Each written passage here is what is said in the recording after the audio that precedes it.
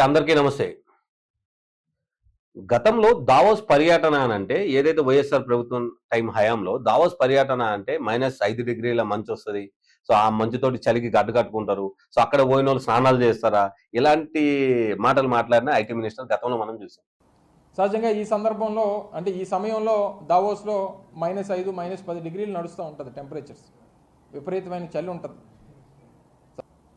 సాధారణంగా చలిలో ఉంటే ఎవరైనా స్నానం చేస్తామా?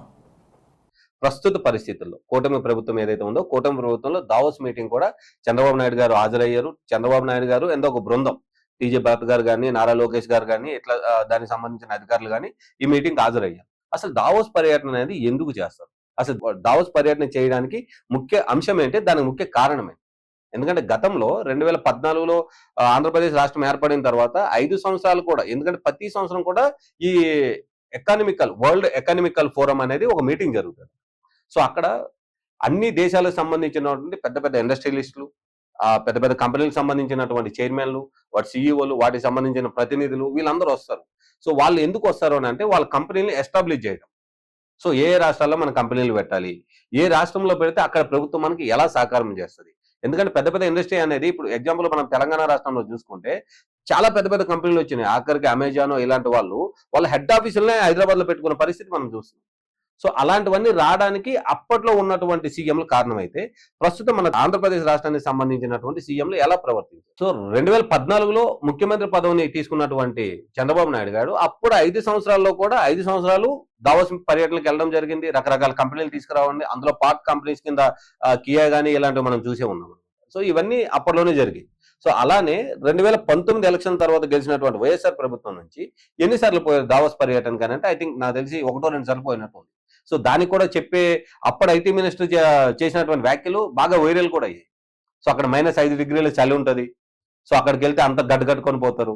సో, అలానే మనం అక్కడ నడుస్తున్నప్పుడు గాని దానికి సంబంధించిన ఎవరో అధికారి స్లిప్ అయిపోయారు, పడిపోయారు సంథింగ్ ఏదో ఒక 45 రోజులు రెస్ట్ కూడా తీసుకున్నారు, హాస్పిటల్ పాలయ్యారు అలాంటివి చెప్తూ స్నానాలు చేస్తారా?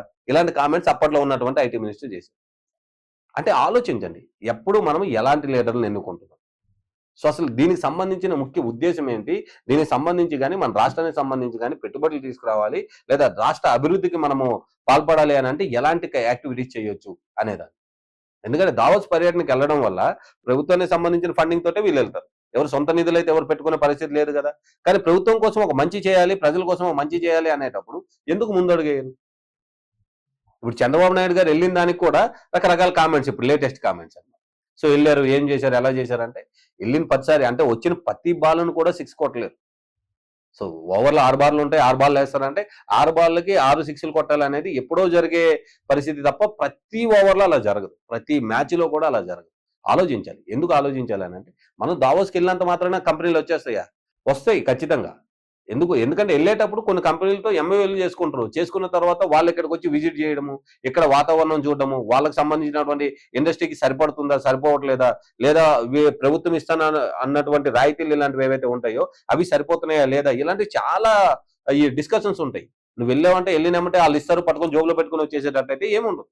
గతంలో చంద్రబాబు నాయుడు కూడా చాలా ఎంఓయూలు చేసుకున్నారు ఇలాంటి దావోస్ పర్యటనలో. అవన్నీ రూపకల్పన జరిగాయి. అవన్నీ ఇండస్ట్రీలో వచ్చేసాయా అనంటే చాలా తక్కువే జరిగాయి. కానీ కొన్నైనా మాత్రం వచ్చాయి కదా! అట్‌లీస్ట్ మనం ఆ ప్రయత్నం కూడా చేయనప్పుడు ఎలా దాని మీద కామెంట్ చేసే అధికారం మనకుంటది? ఆలోచించాలి కదా! ప్రతి ఒక్క విషయం కూడా. ఎందుకంటే ఈ దావోస్ పర్యటనలో ఉన్న మెయిన్ వాళ్ళందరూ వచ్చేటప్పుడు వాళ్ళందరికి సంబంధించిన కంపెనీలకి మనం ఇంత భూమిని కేటాయిస్తాము, లేదా వాళ్ళకి పవర్‌లో ఇంత సబ్సిడీ ఇస్తాము, లేదా భూములకి సంబంధించి ఇంత ఈ రేషియో తోటి మీకు భూములు కేటాయిస్తాము. మీకు పవర్ ఎట్లా 24/7 మీ మ్యానుఫ్యాక్చరింగ్ కంపెనీ గాని, లేదా ఏదైతే మీ ఇండస్ట్రీ ఉంటుందో మా ఆంధ్రప్రదేశ్ రాష్ట్ర ప్రభుత్వం నుంచి సహకరిస్తాము. ఇలాంటివి చెప్పేటప్పుడు, అలాంటి వాళ్ళకి దొరికేటప్పుడు ఆ కంపెనీలు ఇక్కడికొస్తే ఆంధ్రప్రదేశ్ రాష్ట్రంలో ఉన్నటువంటి సుమారుగా ఎవరైతే అన్‌ఎంప్లాయిడ్స్ ఉన్నారో వాళ్ళందరికి ఎంతో కొంతమందికి ఎంప్లాయ్‌మెంట్ క్రియేట్ చేసే అవకాశం దొరుకుతుంది. ప్రభుత్వం క్రియేటివ్ చేయలేకపోతుంది. సరే, ఇలాంటి ప్రైవేట్ ఇండస్ట్రీ‌లని కూడా ఆహ్వానించలేకపోతుంది కూడా. సో, ఇలాంటివి జరుగుతున్న పరిస్థితుల్లో ఏమని చూడొచ్చు మనం? సో, ఖచ్చితంగా ఏదైతే 2024 ఎలక్షన్‌లోనో ఆంధ్రప్రదేశ్ ప్రజలు మాత్రం కరెక్ట్ నిర్ణయం తీసుకున్నారనే చెప్పాలి. అప్పటికి సంబంధించిన ప్రభుత్వానికి, అంతకుముందు చేసినటువంటి చంద్రబాబు నాయుడు గారి పరిపాలనకి రెండిటికి కంపేర్ చేసుకొని కూటమి ప్రభుత్వానికి పట్టం కట్టారు. సో, ఈ అంశం మీద పర్టిక్యులర్‌గా ఆంధ్రప్రదేశ్ రాష్ట్ర ప్రజలైతే మంచి నిర్ణయమే తీసుకున్నారని చెప్పాలి. సో, దావోస్ పర్యటనకు సంబంధించి ముఖ్యమైన పాయింట్లు ఏంటంటే ఇవి. ఎందుకంటే అక్కడికి వచ్చిన ఇండస్ట్రియలిస్ట్ ని లేదా ఎవరైతే పెద్ద పెద్ద కంపెనీలకు సంబంధించిన వాళ్ళు ఉంటారో వాళ్ళందరినీ వాళ్ళతో ఒప్పించి కంపెనీలు ఇక్కడికి తీసుకురావాలి, ఆ కంపెనీలు ఇక్కడికి ఎంఓయూలు చేపించి ఇక్కడ తీసుకురావాలి. ఎందుకంటే ఈ దావోస్ పర్యటనలో ఒక ఏపీయో లేదా ఒక తెలంగాణనో కాదు, అన్ని రాష్ట్రాలకు సంబంధించిన ముఖ్యమంత్రులు వెళ్తారు. వాళ్ళ రాష్ట్రానికి కావాల్సిన కంపెనీలు అక్కడ వెల్కమ్ చెప్తారు, వాళ్ళకి ఆహ్వానిస్తారు, వాళ్ళతో మీటింగ్లు జరుగుతాయి, వాళ్ళతో చర్చిస్తారు, చర్చించి ఎంఓయూలు చేసుకొని వాళ్ళని తీసుకొచ్చి ఇక్కడ కంపెనీలు ఎస్టాబ్లిష్ చేస్తారు. అంటే ప్రభుత్వం చేయాల్సిన పార్ట్ ఆఫ్ ఒక బాధ్యత ఇది. సో దీన్ని అలానే మనం కూడా చూడాలి. Thank you.